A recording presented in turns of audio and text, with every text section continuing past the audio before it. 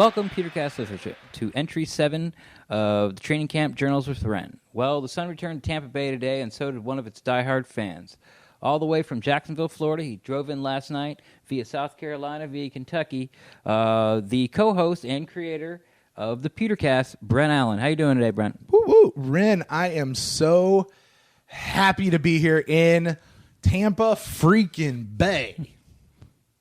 All right. This was your first training camp ever, wasn't it? Yeah, actually, it was my first training camp. I guess we were talking about that earlier. It actually, I guess, is my first practice because apparently practices, you just can't go watch them as a fan. So, yeah, this is my first training camp, my first practice, my first time being this close to the players, which was really cool. And, yeah, I was super excited to be able to get down here today. Well, Brent sort of had an early morning because on my way home from training camp yesterday, the alternator in my car started to go. At one point, the radio went out. The speedometer stopped working. I thought I was just going to, the car was just going to die around the middle of the interstate. But I did make it home, and but it was in the shop. So, Brent was nice enough. He, like I said, he drove in last night into Tampa and stayed in his hotel. He got up extra early to drive to St. Pete, pick me up, and then drive all the way back to training camp. But like I told you earlier, it's his first training camp, his first time at $1. And, as you're pulling into, the parking lot, so go over your first impressions. Like, what was it like for you being first time there? Yeah, this was really cool. This is not obviously my first time in or around the stadium, but it was really cool driving up to the stadium and seeing the big banners, for myself, the ones that are in the corners of Ray J. Just so fun. It just makes you so giddy when you're a fan to see something like that. But then, coming into the parking lot there where they let everybody line up and stuff, and there's just that big, humongous flag hanging right there in the parking lot. Yeah, it's hard to really explain how big that is until you see it. Yeah, the flag is bigger than the flagpole, for sure. Yeah. It really is. And, you look at it and you're like, oh, it's kind of torn and tattered. And, because the edges are kind of, it's not straight like a flag. And then you go, oh, no, that's actually how they make the Buccaneers flag. It kind of has that thing in it. But, so, yeah, that flag is just super impressive. And, we got to walk up and I don't know what you call it, but there was kind of I guess the lobby area, where they have all the vendors and, they've got some carnival area. Yeah, the carnival area. You got to walk up and down and kind of high five other Bucs fans, or, they have ticket sales and cheerleaders are out there, and they got the big pirate ship. There's one of the big pirate ships out there, and they're throwing out beads, and they got a DJ, and they've got one of their pirates out there taking pictures, and we got a cool soundbite with him going, "Arr, this is Buccaneer Johnny," or whatever his name was. I don't remember, but I haven't heard that, so I'll be looking forward to hear that. Yeah, well, why don't we go ahead and play it right now? Hi, I'm Buccaneer Bob, and you're listening to the PewterCast. That was a fun soundbite. Well, I won't know because you're going to insert it later. I'm not going to give my seal of approval either way now. The magic of podcasting is lost on Ren. The suspension of disbelief is gone right now. I just don't want to put my rubber stamp on it until I hear it, because if it's the guy I think who it is, I've heard him, like I said, every single day. Uh-huh. You got any rum in that bag? Yeah, it's that guy. Yeah. Oh, it's totally that guy. Is that what he said? No, he's just you'll hear it when you hear it. All right, I hear it when I hear it. You'll hear it when it releases. All right. I'm so not gonna let him hear it first. I'm gonna have to wait for the download. So but what you know else? what this is, Ren? Before we go any further, Yeah. This is a special treat, I think, for the listeners. Actually, it has nothing to do with the listeners. This is a special treat for you and I, because this is the first time you and I have gotten to record anything in the same room. We met for the first time today. Yeah, this morning. Yeah, And Ren gave me about 4 or 5 big hours old ago. hug and picked me up off the ground. Thought he was going to body slam me for just a second. But. Fake news. Fake news. Fake news. No, but I did give him a big hug, and I came bearing gifts. He did. It was cool. Yeah, it was things that I did not want that I got from yesterday's training Basically camp. gave me his yard sale stuff or stuff for the trash can. He's putting it off on me. But it'll be very sought after and collectible later. I guarantee it. It's actually pretty cool stuff. I'm because when it's some of the swag you got yesterday when you were at the executive thing, and you were saying that, and I was like, oh man, I kind of want some of that stuff. I bet they don't have a T-shirt my size, but man, I want some of that other stuff. No, I don't think they did have a T-shirt your size. No, they don't. They never do. And actually, I might have went one size too small myself. Oh. Yeah. For some reason, I still think I'm a medium. And I am, I guess. We'll see how much it shrinks when I stick it into the wash. But, okay, so we're there at the Midway, the carnival area. Yeah. You know, the cheerleaders are there.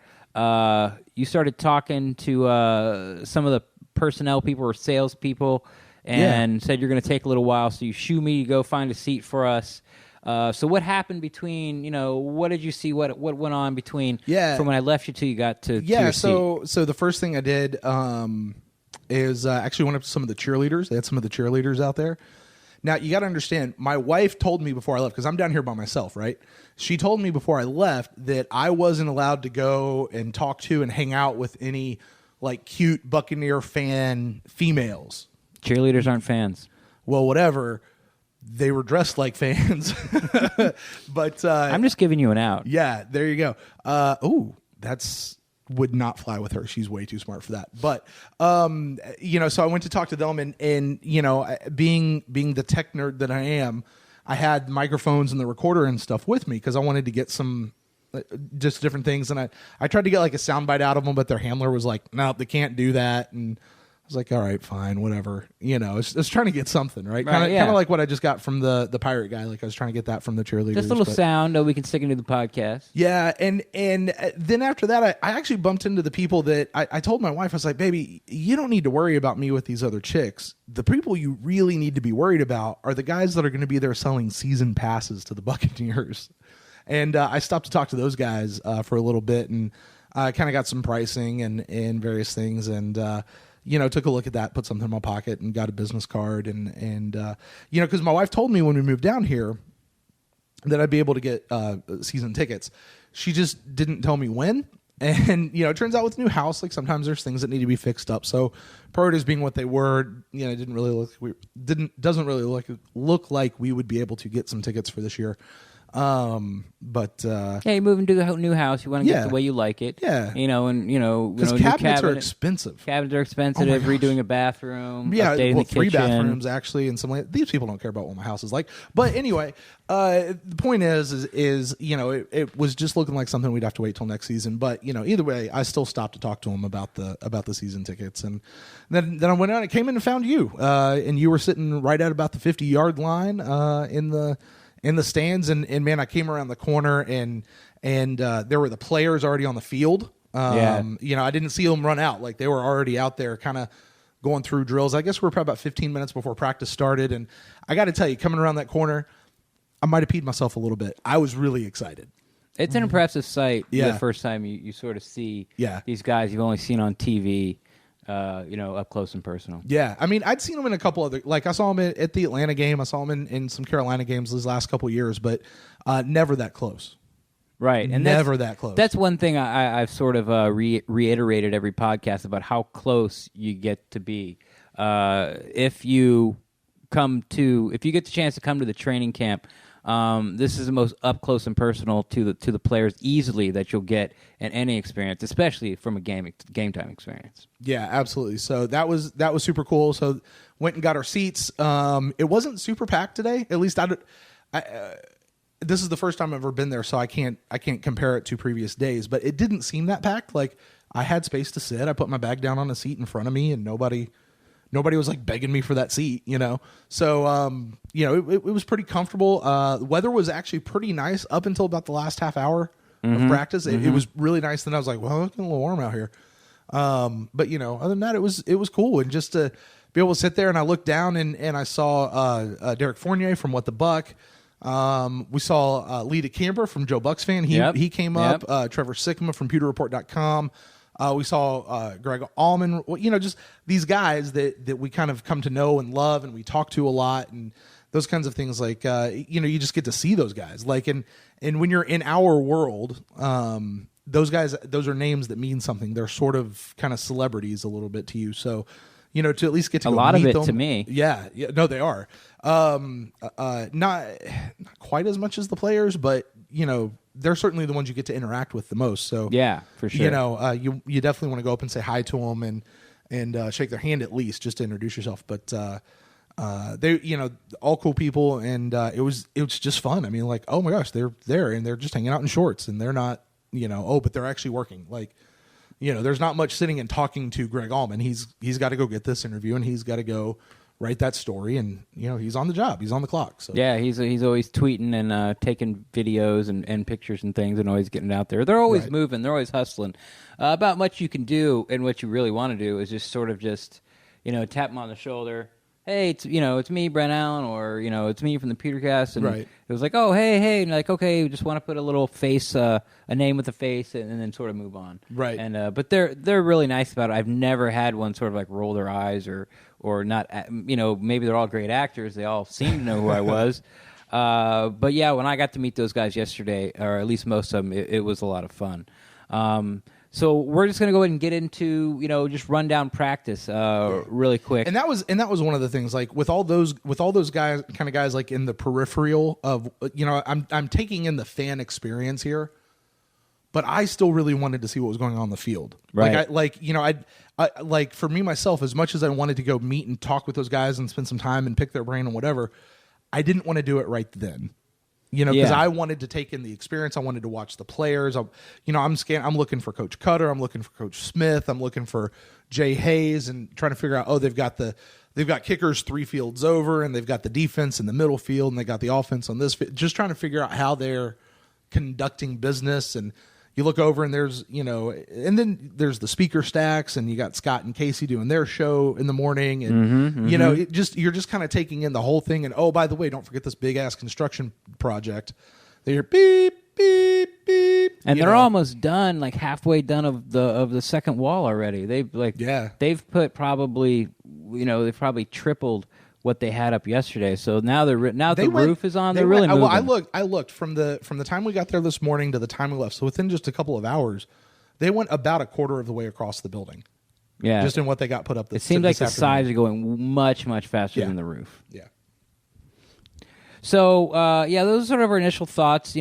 Brent's first time in there, and what construction update for all the fans out there listening. It comes every podcast. It comes. I mean, every podcast we do it, and because it's a big deal. I mean, that thing's been coming for a long time. It was one of the first. Would things... you say it's still 2/6 of the way done?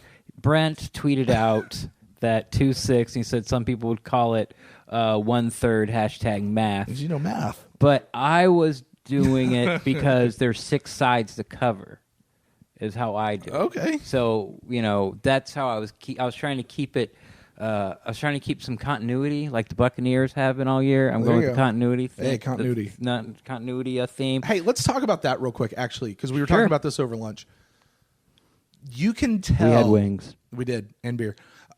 You can tell the fact that they were able to keep the continuity has changed things. And this is my first practice, but I can tell you there's a difference just because they don't have to go through and do installs. My God, if we had a new defensive coordinator this year that was trying to install a whole new defense, they'd still be crawling. Oh my gosh, it'd be ridiculous watching these guys. So thank you, Jason Light, for keeping Mike Smith around for a couple of years. And the Glazer family. I mean, Talk it's about beep, super beep. important. Exactly. That's the dump truck coming into Mike Smith's lawn with the money in the back. And do what you got to do. Keep these guys on staff. Keep them in Tampa. Keep some continuity. Keep some consistency, because it's going to make a difference as we head out into the into the season. Yeah, wholeheartedly agree. One of the first things I saw, Caleb Benenocht has been running as the left tackle on the second string offensive line. He was out early. He was out early by himself, and he was sort of working on his footwork drills, dropping back, sort of keeping his center of gravity. So that was kind of like the first thing I saw. The tight ends were out early. They're always out early. Ryan Fitzpatrick is over sort of by the VIP section, tossing the ball around a bit, and he seems to be out there as well. But the first player who came out there and sort of got to work individually was Caleb Benenocht. That's nice because we all know that Kevin Pamphile was a 4th rounder a few years ago, and now he's got a starting position.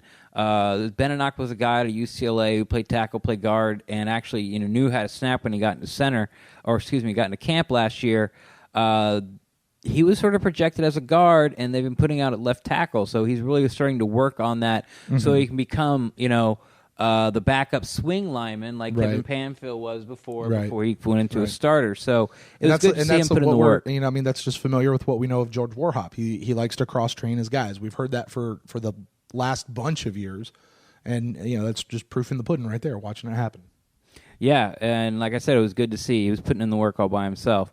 They started the whole entire camp after, they do the stretch. They're playing music, and most people are dancing. I think you comment on something about how Gerald McCoy's dancing. I say he's a goofball, man. He was. He likes to have fun.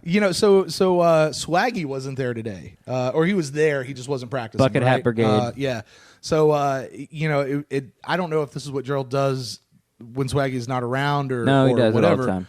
But man, he was he was sauntering up to the line, had his helmet off in his hands. He was kind of doing a little shimmy as he's heading up to the line. He's just a goofball, and he puts on his helmet, puts his three fingers down in the dirt, and man, he as much as he could cleaned some clock going through that offensive line. Yeah, Dirk Cutter actually mentioned yesterday that how disruptive he is in practice, and so no one gives him credit for it. But he's definitely during the stretch. He's always one out there having fun. But after the stretches, they line up for field goals, and this was one of my favorite parts, by the way. The whole practice. Yeah. I think they kicked just about, I would say, at least half the field goals towards the skinny post today. They did, yeah. And they started the whole practice off, each of them. And they kicked at different points during practice. Yeah. Like they did a few up front, they did a few in the middle, and they closed out practice with the kicks. They did. And they both hit one. They both nailed it. It was probably like about a 45, 43-yarder to start practice off. There was actually, the line was there. It wasn't just, the long snapper snapping it back. Like they had the whole line there, and they had sort of a fake pressure coming. But so they could start to, the blocking to start to get their rhythm down and things like that. But they both nailed them. But I would have to say through the whole day that Aguayo definitely he came out on top today. Yeah, I think it was Cutter actually reported later. Aguayo went 7 for 7. Folk missed at least one. It's possible he missed more than that. I'm not entirely sure, but I saw him miss at least one. And, listen, missing a kick does not screw up your entire prospects for making a team or not making a team. But we know we're only keeping one kicker. And out of these two kickers, there's only one of them that we spent a draft pick on. And there's one of them that we invested a real shaky year, but that one also happens to have a real shaky year behind him. But I got to tell you, I'm sitting here thinking, and I think I just said this was my favorite part. I was really excited to watch the kicking pieces throughout the day. It's one of the things the fans get into. It was a lot of fun, and you know what I found myself? I found myself really rooting for Aguayo. I know, in past shows, we talked about all last year, the hashtag I'm with 19, which I've said multiple times was more about supporting the guy who's our kicker. You're not dying on that hill. No, I'm not. It's supporting the guy who's our kicker, not necessarily about Aguayo. But I got to tell you, for me personally right now, and listen, if let me say that. If at the end of training camp, Nick Folk is our kicker, it's hashtag I'm with number 2. Two. Baldy Folk. It's that. But I got to tell you, until then, on a personal level, I'm hashtag I'm with 19. I'm rooting for Aguayo. Nothing against Nick Folk. I want to see Aguayo win this thing. I'm really rooting for him. I'm glad you said that because I have a little note here where there was at one point where Nick Folk actually went first. It was in when you said they kicked the beginning, middle, and end. It was during the middle session, and Folk missed, and the crowd was kind of like, "Oh, nothing like too raucous," but people noticed that he missed. Right. And then Aguayo came in and nailed it, and of all the claps for all the kicks for the whole entire day, that was the loudest. And I actually wrote that little note down. It seems like the fans are pulling for Aguayo to win this competition. They feel like you do. Yeah, and I've got to believe that when you talk about the kicking game being mental, that a part of that is going to be feeling fans behind you. Aguayo felt the heat from the fans all last year. Yeah, he did. And if we as fans can get behind him this year, he would feel that support, and we could be just as much a part of that, as any fan could be. So, hashtag I'm with 19. I'm rolling with him. He's the guy I like. I really hope to see him win. And that's just totally on a personal level. And should it come down to it at the season, hashtag I'm with 2 if that's who it is. But for right now, hashtag I'm with 19. Right after the sort of one-on-one early kick to the skinny post, which they both made, they went into this deep ball drill on the main field 1, I've been calling it. They just let everyone sort of go on a go route, and Jameis would throw, and then Ryan Griffith would throw, then Fitzpatrick would throw. Pretty much, Blue Cow was nowhere to be seen during those drills. CFO Blue Cow has no longer been. If there's a quarterback receiver drill, he's not doing it. Yeah. He's off lending his arm. That's why they call it a camp arm, because the tight ends weren't in this drill. Sort of this seam routes they were doing, and he was on the other end of the field, and the tight ends were doing just 5-in digs or 7-in slants, 7-yard slants and stuff, and that's where he was. But on those deep balls, that's a lot of things the fans get into. I don't know if the Bucs sort of set it up that way. It was like kicking battle, and then right after that, deep balls to sort of get the crowd into it. Who knows? But the only thing I really figured out about that was Bernard Reedy had another bad drop. I mean, right in his hands. I mentioned in yesterday's podcast how Reedy, Huff, and Martino seemed to be one. Every time there was a bad drop, it was one of those guys. And once again, Reedy, and it was right in the breadbasket. It was just just being lazy, or really he just can't catch that well. Right after that, they went into the 2-minute drill off, first team offense, first team defense, starting on the opposing 35-yard line. So they had to go about 65 yards. Winston drove down, and they got within about 45-yard field goal range. Both Folk and Aguayo made that, and then actually that was neat because they're running the 2-minute drill, and they got it down to field goal range. Mm-hmm. Didn't go for the touchdown. Did the field goal, but obviously in 2 minutes you're just going to kick it once and make it happen. They actually allowed both the kickers. Yeah, they're simulating 2 minutes until they got to that spot. Then they let both kickers give it a shot. And they both made it. And these were on the regular wide posts. Yes, they were. That they had on that particular side of the field. So, it was.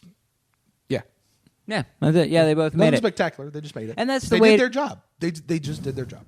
Exactly. And that's the way to make it the most fair. You can't really put Aguayo with the 1s, and then he gets like a 35 chip shot, and then say the 2s come in, and then folks got to, try to hit a 57-yarder. Right. So they both get a shot at the 35, and they both get a shot at the 57, and it just, makes it more fair. But Griff came in, he was running the 2s again, and that actually being it came up to a 55-yard field goal, and then they both made it again. Right. And Aguayo drilling these long balls. We talked a lot last year. He was the most accurate kicker from inside the 40, but he really couldn't do anything outside. His percentage really dropped off. But from some of the video we've seen earlier this week, and then certainly what we saw today, his long ball seems to be coming along too, which is really nice. Yeah, hashtag I'm with 19. Yeah, it is nice, and it's almost. I guess when it first started happening, it was shocking. Yeah, it was kind of like, what has happened? He could past 45. Like, I had as good a chance to make it than he did. Right. It just felt like, you even the carry through. Yeah, yeah. Well, I've been working. I've been opening up the hip, going to yoga. We saw a couple times last year where it was like a 48-yard field goal, but they went for it like on 4th and 3 because they didn't have confidence in Aguayo. Right. That didn't count as a miss, but because even for a field goal, we would all pucker our butts for a minute while we walked out on the field to kick. Just a field goal, like forget an extra point. That's what I mean. An extra point, like forget a field goal. Like, jeez. Yeah, but he's been. They both sort of had a shaky start, but he's been rock solid the past 2 days. He's won the. I guess the battle. He's up in the battle. Yeah, and to be clear, 2 days do not make or break the roster spot, the roster battle. Just got to keep stacking them W's. Yep. And as long as he keeps doing it, Aguayo will be our guy this year. It seems. At least I think he would be, but. So Fitzpatrick came out with the third team, and it's sort of they just sort of ran out of time. Most of these drills are timed. Like they'll run they're going to do 2-minute drills for 15 minutes. But so Fitzpatrick only got like 1 or 2 plays in, and the horn went off, and so he didn't get a chance to make a touchdown. He didn't really get a chance to get in a field goal range, and after watching Fitzpatrick, I knew you had some things you wanted to say about the Fitzpatrick Griffin. It's sort of been a hot topic. Yeah. I'm going to reset it real quick where, we signed Ryan Fitzpatrick and everyone automatically, including myself, just sort of handed the job to Ryan Fitzpatrick. And then as training... I did too, honestly. Yeah. I think everybody did. Yeah. And then as soon as training camp sort of started and now it's like sort of in full swing, you keep hearing reports that, Fitzpatrick's not really in shape. His ball's not really that accurate. And then when you see it live, it's the first time you got to see it live. So what did you come away thinking? Yeah, I think at the end of the day, what I came away thinking was Ryan Griffin wants it. Ryan Fitzpatrick doesn't care. That's what it seems like to me just from watching it on the field. And what I mean by that is Ryan Fitzpatrick, he was running to the ball. Whenever people talk about Ryan Griffin in preseason games for the last 2 years, because let's face it, that's the only time we've gotten to see him for the last 2 years. He's not looked great. Captain check down. Exactly. However, look who he was running with. Look at all the other people that he was going with. Now, granted, he was also going against, similar defenses. 3s and 4s. Exactly. Running with 3s and 4s, but he was... going against 3s and 4s. Correct. Right. But, and he really never really looked good in the preseason game. He looked really good today. I was like, wow, I could roll with that as a backup quarterback and be just fine, provided he can do that when the lights are on. Right. And I think that's become the mantra for so much of this is, hey, this is all great on paper. Lots this of is potential. all great what you're doing in practice. What are you going to do when the lights turn on and the pressure really ratchets up? And that's, by the way, going to be the same thing with this whole Aguayo versus Nick Folk battle. It's not going to be settled in training camp. It's going to be settled in the preseason games when it actually matters and it actually counts. But that was the impression I was left. And overall, we've got a pretty stout roster. The real position battles on this roster mostly are for the final roster spots in a particular position group. Yeah, the first 22 are kind of set. Right, exactly. Maybe even you'd say the first 30 are kind of set. Yeah, with all the rotation, defensive line, wide receivers, running backs. Exactly. So those last few people, and I think that's where we're going to start to see the difference between all these guys, and you're going to have to see who wants it and who doesn't want it. Who wants it and who really wants it? Who are the guys that are going above and beyond? Who are the guys that are taking it seriously? And I'll give you a great example: Alan Cross. We saw him out today. He was practicing long snaps. Doing the long snaps. And you and I had a conversation about, listen, when you're that far down on the roster, because let's face it, Alan Cross may not make this team as a tight end. Right. Plus, the thing that's working against him is he still has practice eligibility. There you go. Yeah. So that's not really working for him. It's exactly. It's like, well, if it's, say it comes down to Stalker and Cross, you could talk yourself into, well, we can just keep Cross in the practice squad and then keep them both both on the roster. Right. Exactly. And, if Cross gets stolen, then he gets stolen. Fine. But,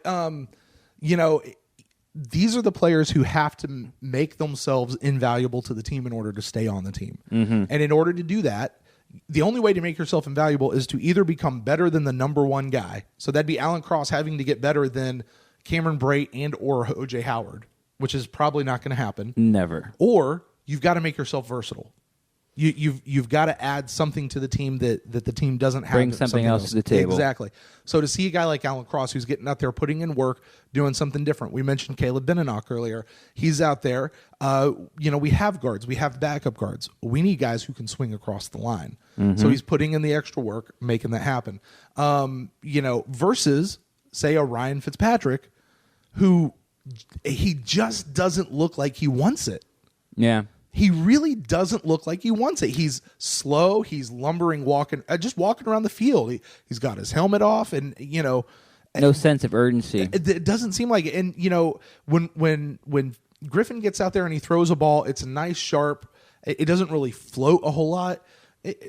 Ryan Fitzpatrick, to me, look, I swear at least once today he did an underhand toss on a ball. He did. Hashtag fake news.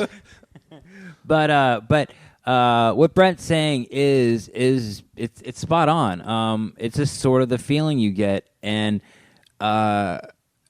it's either he doesn't, and this is obviously, us, we don't know anything about Ryan Fitzpatrick. Maybe this is the way he's always been, but as fans looking, on the outside looking in, it's either he just is taking the paycheck, and if he makes it seem great, if he doesn't, or he just doesn't care anymore. Like he's not going to put in the extra work anymore. Or he's biding his time till some team needs a starting quarterback, and but even then, he's not getting ready. Cutter said, we've all seen that Hard Knocks clip where he said, luck is when opportunity meets preparation. Mm-hmm. And the only thing you can do out of that is be prepared. Ryan Fitzpatrick does not look prepared from what I can see. Well, let's jump to what seems to be happening at the end of practice. They sort of, Cutter huddles them up, and they break huddle, and then Jameis and O.J. Howard and Cameron Brate and they're over there practicing. Anthony O'Clair is over there, and Ryan Griffin. Right. And then I was sorry, I pulled the mic away. I was pointing to it, and I said, "Hey, Brent, look, this is what I'm talking about. You do this every time." Yeah. And immediate, you said, "Where's Ryan Fitzpatrick?" Yeah. Because what Griffin was doing was, while Jameis was back there with the ball, kind of tossing it out to O.J. Howard and to Brate, Griffin was walking through the step patterns with O'Clair. Yeah, walking through the routes. We don't know exactly what he was saying, but you could kind of say he was going, when we see you, we expect to see you go here and then to cut here and to move here. And by the time Jameis gets to there, we want to see you here. Like he was helping to coach. Mm-hmm, for sure, yeah. Griffin was. Yeah. Fitzpatrick was nowhere to be seen. And to talk about, and I'm sorry, we'll get off this after this. And even to talk about actually being a true backup quarterback, after practice, there was a big line of kids getting Jameis's autograph, kind of in between fields 1 and 2. Just big line. And for whatever reason, one of the media panelers came over and pulled Jameis away, which I kind of felt bad for all of those kids. Griffin runs up right behind him and keeps signing autographs. I mean, he literally backed up the quarterback in the signature line, the autograph line, and double disappointed the kids. Not only did I get Jameis, now I have Ryan. Now I've got Ryan Fitzpatrick's signature on my jersey. Yeah, Ryan Griffin. Yeah, great. I don't want Ryan Griffin. Now my Jameis jersey. It's worth less than when I bought it. Thank you. Number 4. But you know what? It may not be if. Yeah. Okay. Maybe it. He's 27 years old already. Griffin is. Yeah. Really? Yeah. Wow. But anyway, again, Griffin looks like he's a guy who's out there making himself invaluable to the team. He's making contributions to the team in not just how he's playing, how he's performing, but also how he's coaching up other players around him. And I got to tell you, to me, for my money, that seems more valuable than a guy who is quote unquote a veteran in the league and can help coach Jameis into seeing some different reads. Though that's valuable too. But yeah, that's why I sort of hesitate. That's a tough call, and that just might what it comes down to. This may be another. This second string QB battle might come down to how they perform the preseason game. And by the way, I didn't see Ryan Fitzpatrick once over there talking to Jameis, walking him through anything. I wasn't looking. Now, granted, that's just today. This is one guy's very first practice. Saw an hour and a half of practice. And I saw an hour and a half of practice because I was gone for about 45 minutes or so. Right. We'll talk about that in a minute. But, yeah. Yeah, so to stick with the tight ends a little bit, just let everybody know, when the Buccaneers are running the 2 tight end set, it is still Brate and Stalker. No O.J. Howard. Was it really? Yeah, and it has been since day one. Okay, I didn't notice that. But you've seen Howard. You've seen how big he is. He's big. And how fluid he is. How fast he is. How good his hands are. You got to see him today. Yeah. It's just a matter until he gets the offense where basically he doesn't have to think in it and just react. Yeah. When he gets to that part, I mean, we all like Luke Stalker, but he's just whole. He's keeping his seat warm. Tight end room. It's a full tight end room. We've been saying it. Tough cut this year. Tough cut. Lots of runs. This was probably the most run-heavy practice I've seen. They kept rotating backs and quarterbacks, but they probably fired off 20 to 25 runs in a row on 11 on 11s. You've heard me say that if they run 10 plays, 9.5 of them are pass plays. Today was just the opposite. It was almost 10 for 10. Every once in a while they throw a pass play in just to keep the defense honest, keep the safeties back and the linebackers at their true depth where they're supposed to be. But lots of run heavy. Also, for the first time, I saw some LSU gear in the crowd. Oh, yeah? Yeah, so we got Quan. You know what kind of gear I saw in the crowd today? Who cares? Go ahead. I saw an Eagles visor. He was very upset about that. What the hell? Like right off the beginning, as soon as he sits down, he's been sat down 30 seconds. He's like, "What the hell? That guy's wearing an Eagles." And it was some kid. It was like the guy was like probably not even 20 years old yet, and he wasn't wearing any other Eagles gear. Somebody ought to teach that boy a lesson. Yeah, like Brent was like you heard that's how he sounded, that in his voice. Like he wanted to get up and like take the visor off the kid's head and like throw it either over the stands, under the stands. I don't know. You know what I should have done?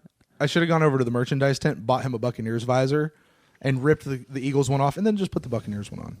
I'm not trying to harm him, just the visor. All right. I found it sort of an order reaction, but to be honest, that is the first piece of opposite team, non-Buccaneer pro apparel I've seen in the 4 or 5 days I've been there.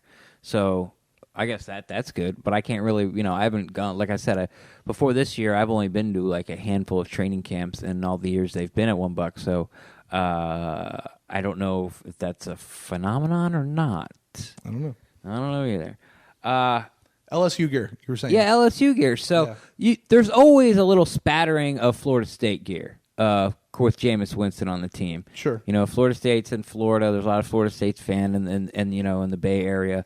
So you always see a little smattering. But it was. I'll wear my Kentucky shirt tomorrow. Yeah, people don't even know they have a football team. It's our off-season hashtag sport. No offense. It's your off season for basketball. It's our off-season sport. Yeah. Yeah, that's true.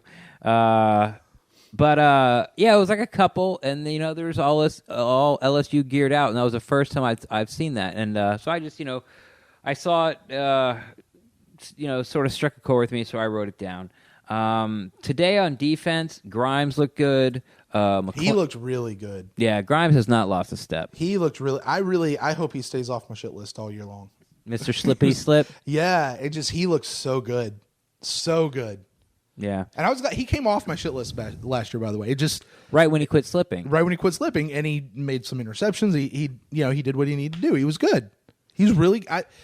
Grimes is clearly the best cornerback we have on this team right now. Oh yeah, and he's one of the best in the NFL. He should have been a Pro Bowler last year, and possibly an All Pro last year, in my unbiased opinion.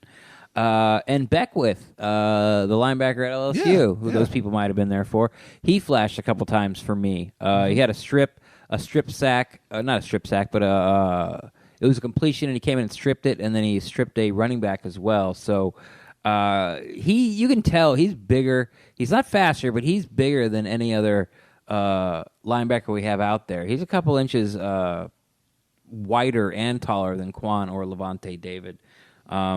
And you've heard it's just all part of that getting bigger. Yeah, getting bigger in the middle. Getting bigger, getting uglier, getting tougher. Yep. Let's see.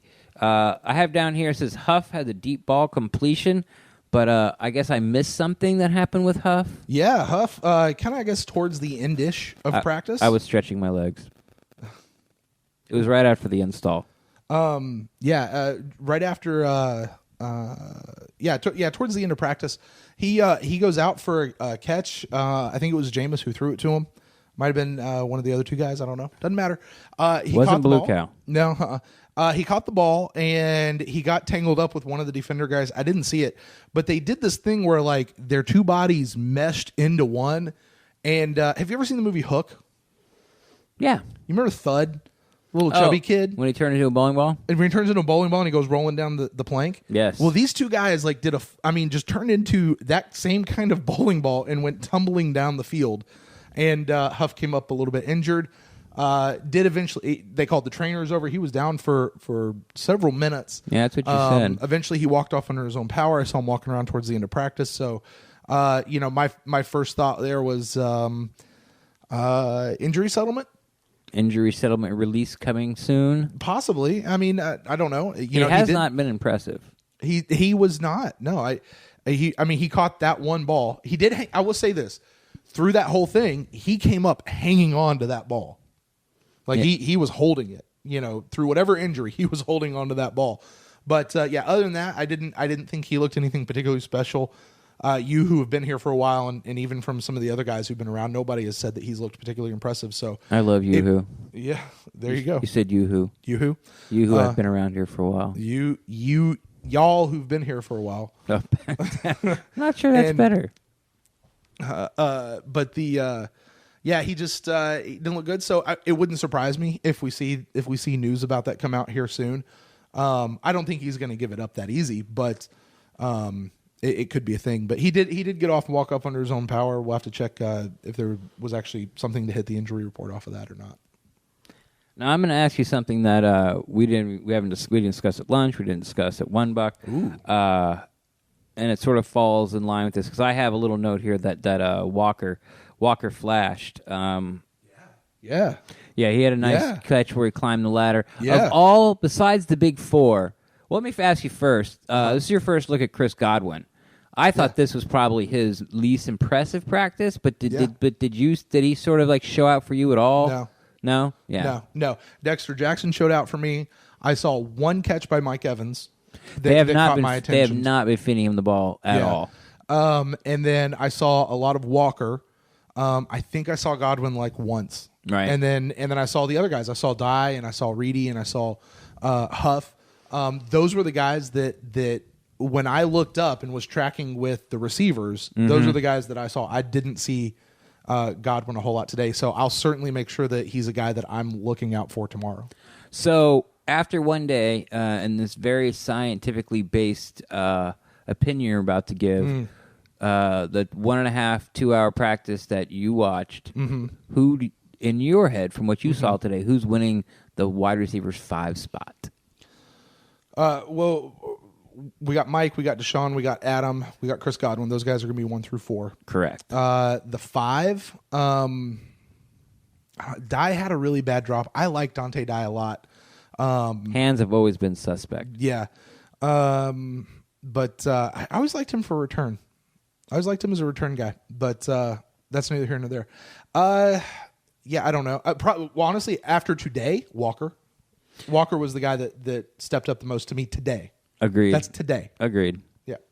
Yeah. And be honest, he is probably the only one that sort of shined out of any of them. He was out of all the practices I've been to, this is the first time one of the, besides the big 4 guys, have shown up. Usually it's like they show up is because they make a drop, like I've been talking, sort of harping on the past 2 days, the Reedy, Huff, Martino, holy trinity of drop easy passes, ball guys. But yeah, Walker, like there was a few times where you saw everybody in the stands sort of go to the card that has all the numbers on it because not really familiar with all these undrafted free agent numbers yet, and people look down and see who it was. So that's number 87, Darrell Walker, out of Texas A&M. There you go, from the Canadian League. Running mates with Mike Evans. Everyone knows that already. Let's see, what else do I have? Not much. We talked about the one-on-one kicking drill at the end. We talked about the tight end drill. And did I say that Caleb Benenocht was also did the same thing at the end of practice? I think you were going that way, but I don't know that you ever. I never finished it up. So anyway, like at the beginning of practice, I said Caleb Benenocht was out there working on his footwork, and at the end of practice, he was doing it as well. Sort of at the same time when the tight ends and the quarterbacks, minus Ryan Fitzpatrick, were over there, working on the timing and just general chemistry. Benenocht, I saw again, was by himself working on his drop backs and his footwork at left tackle. So that was sort of I saw. This was your first practice, your first time. So Is there any stories that you want to talk about, or any things that I missed? Yeah, that you like to talk about? Yeah, just two big notes for me. One, the running backs. Mm-hmm. The run, and now I know you said it was a big run day. I was out for about 45 minutes from practice, taking care of something else. But from what I saw, I was not impressed by any of the running backs, especially Doug Martin. And what I mean by that is, it's not that anybody looked bad. Right. Nobody looked bad. But, for as much as we've been hearing, Doug Martin's looking really great. Doug Martin's looking like the Doug Martin of 2015 or his rookie year. Doug Martin's this. He looks so high and far above the rest of the guys. I didn't see that today. Gotcha. In the time that I was there today. So I'm looking forward to maybe tomorrow seeing something. Let's be honest. These guys are out there. They're essentially playing two-hand touch right now. Yeah, they're not tackling you to the ground. No. And you would see, you'd see them. They'd get a hand or two on the guys, and the guys would kind of keep running off, but the play was dead at that point. They started blowing the whistle. Yeah, exactly. So, but nobody really, as our Pewter Report friends would say, popped. Nobody popped for me today at the running back position. The one funny thing I did see was Blue Cow, Sifo Lufau. Mm-hmm. What we said he was over there apart from Jameis Fitzpatrick and Griffin. Yeah, he was throwing some drills to some of the receivers. He was also doing some of the quick the short passes to the running backs, particularly to Charles Sims. Yes, and McNichols actually was another one. I think Charles Sims caught the ball. He turned around, and Lufau wasn't paying attention, and so Charles Sims threw the ball back at him. And I don't mean like he just passed him the ball back. No, he no, didn't lob it to him. No, he didn't threw it Fitzpatrick at to him. He threw Charles Sims threw the ball at. Are you saying that he looked up and he noticed he wasn't looking, and so he fired it at him? Yes. Unequivocally, without a doubt, that's what he did. Which might have endeared Charles Sims to me just a little bit, because I am that kind of a person. That's the rookie hazing you're looking for. There it is. That's exactly what I'm talking about. So, but there's that. Speaking of rookie hazing, watching Gerald McCoy carry off some of the rookie pads. I've seen him do that a couple times. Yeah, now. I don't know exactly. I can only conjecture, and it's probably a pretty good guess of why he's doing that and what statement he is making by being a guy who's doing that for the rookies who are having to carry other people's pads off.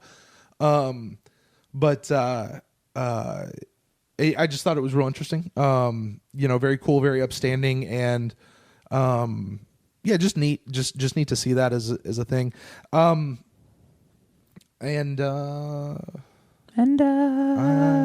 Please don't. He saved you, actually, listeners. You're a terrible singer.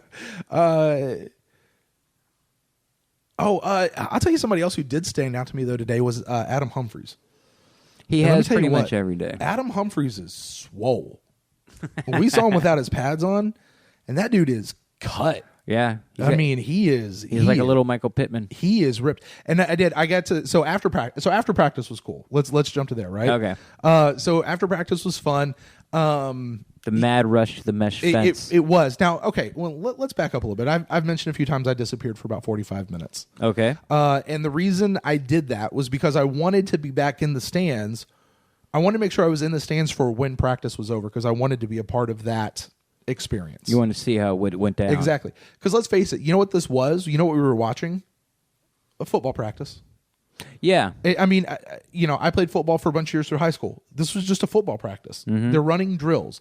They hadn't quite gotten to the 11-on-11s and to the big fun stuff yet. They're just running drills. So I excused myself. I knew I wanted to be back. After a few quick texts back and forth to my wife, I wound up going over to the ticket booth and wound up getting some season tickets, which was very fun. Dun, da, da, da. Yeah, we moved some priorities around. And so PewterCast listeners, what that means is one, we're going to have to figure out the whole instant cast thing this year, because that's going to look very different, because I'm driving 3 hours to make it to each one of these games and then 3 hours home. But that means that coming, at least for the home games, I will have been in the stands. And so, that should be that should change up a little bit of how we talk about the game, which should be a whole lot more fun. Maybe more fun for me than anybody listening to this, but fun for everybody still nonetheless. Well, definitely be a little more, I guess, raw, and that's kind of what the instant cast is supposed to be about, like a reaction show. Exactly. Because you don't really get the luxury of replays. Exactly. After Right. I mean, there's a replay almost after every play in the NFL now. Mm-hmm. It used to be sort of a cool thing they did 3 or 4 times a half, but every play there's a replay. Right. You don't get to hear the color commentary. You don't hear the analysis on the TV. Mm-hmm. So they're pointing out stuff. So this is going to be a real raw, uncut, straight up reaction to the game because there's no outside influence to what you saw. Except for the other people in the stands with me. Okay. I mean, not saying it's good or bad, but I mean, this is sort of the reason I got into Twitter, so I could find people who didn't say things like, Brent Grimes is the worst. Get him off the field. He's old. He's too slow. Vernon Hargraves gets beat once. You're the worst draft pick ever. People that overreact like that, and there's a lot at the stadium, are sort of the people that I meet out. And when I want to talk Buccaneers football, I just can't talk that type of football with people, right? Because I'm spending an hour about telling them. Not that I'm right and you're wrong, but I'm sort of trying to explain to them, but you're right and they're wrong. And they're wrong, but why? And then once we get past that, they haven't thought anything. They don't think about football anything past that because they're just mad at player X or they're in love with player Y. Right. So that's why I sort of got into following people on Twitter, and then that's when I started listening to podcasts, and eventually led me here. So. When you're sitting up there in the club section, we got some good seats. You did get some good seats. I ain't going front. We got some good seats. My wife is she's really good to me. Yeah, so I'm not really. She sure. gets how she gets how important this is to me. It's not important to her. She at gets all. me. She gets how important this is to me, which is nice. It's really nice. I may have texted her the Puss in Boots little sad eyes. As in May, I saw it. He did. He was very proud of himself. He's like, look what I did. After he came back with the tickets, I'm like, you get him? He's like, yep. And he sort of showed the picture, like, this sealed the deal. It's not what he said, but it was implied. It's because my wife is a wonderful person. And then there's that as well. Yes. Why don't you tell him about how 3 feet saved you $400 a game? That is true. So we were looking at tickets and when he says we, he's not talking about me. Me and Mark, my new friend Mark, he was my ticket manager guy. We were looking at some different seats and wound up looking at some aisle seats in kind of one of the more middle sections in the club. Right. And he said, well, directly across from you, there's some open seats as well, and those will save you about $200 a ticket. And I was sitting there going, I don't know that I could sit in those particular seats we were looking at first and look 3 feet over and go, those are $200 Basically, cheaper. It's like sitting on an aisle seat in a plane. Yeah. And the person across from you paid $200 less for their ticket. Exactly. And it's a flight that you took, basically, you're taking, 10 times a year. Yeah. So my man Mark saved me a little bit of money, hooked me up with some pretty decent seats. They're there on the 200 level, little air conditioning lounge behind us, which is really for my wife who absolutely hates the heat. So, we're so we'll be able to enjoy some games. Ren, maybe get to take you to a game if Penny doesn't come down with me. Patriots game. There you go. Hey, the Monday night and Thursday night games, certainly I doubt she'll be coming. So, it's such a bummer. It's just a bummer. But so it's gonna be fun. I'm super excited. So that's where I was for 45 minutes. So shout out once again, Mark, my ticket guy. He's awesome. So we did that, and then at the end of practice, at the very end, just before we left, we looked up and there was another guy that was signing some autographs. Before we get to that, you want to talk about how the difference between when Hump came over and Deshaun Jackson came over. Yeah. So everybody, as soon as practice is over, everybody kind of pushes right up to the fence line. Yes. Right? And they're just waiting, and here comes Adam Humphries and Bobo Wilson came over. Yes. Right? And they're probably at around the 40, 50 yard line. Mm-hmm. And they start heading towards One Buck Place, just kind of going down. And everybody's just shoving stuff in their face to sign. Right. You know what I'm saying? Which I'm kind of sitting there going, and those guys are just sitting there with a marker, grabbing stuff, signing it, handing it back, barely making eye contact Brent was with anybody. appalled. I was. I really was. I know you're joking, but I'm not. I was. No, I'm not joking. Like, it's supposed to be a meet and greet. Like, I don't just want to shove this in front of your face just so I can get your signature, because that's all I want out of you. Like, you're a player for the team that I love. Like, You're my boy, Blue. I at least want to say hi. I want to shake your hand. Maybe have you ask my name. You know, Mr. Adam Humphries, let me share a quick little anecdotal story where I almost became your stalker. Yeah. And not Luke. I mean, like, I almost stalked you. So. Yeah. Apparently, Adam used to work out, or did, like, In the off season, because he lives in Spartanburg, which is like 20 minutes away from where I lived in South Carolina. And you saw him walk out of the gym one day. Exactly. Yeah. Yeah, and well, he tweeted about it, and I was like, I know right where that is. And so, like, I was gonna like go and you know, hang out by his car, you know, and in then an Adam Humphries jersey, right, as tight as it will ever be. And, you know, just be like walking by as he's walking out and be like, oh, Adam Humphries. So, but I didn't, because what I'm not a that coincidence to meeting you here. There you go. I happen to have a Sharpie right here. You want to be a guest on my show? But you know, it's no, that was not even possible, because it was just that was happening. And so it's Adam and it's Bobo. Right. And there's a couple other guys down the line, a couple of the deeper roster guys. Ryan Griffin ruining other people's jerseys. There you go. That was on the other side. But all of a sudden, I look up and Deshaun Jackson like rips off his pads, and he starts sauntering over. Mm-hmm. There's no better word for that. I mean, it was sauntering. Yeah.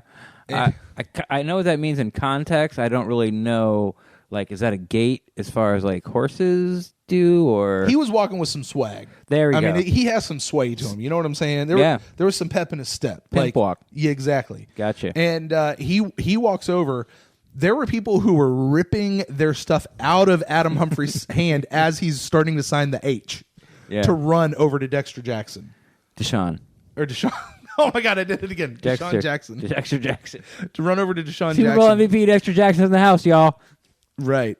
And so that's happening. And you see Adam Humphries, he just looks up and smiles, shakes his head, and just kind of keeps moving down the line.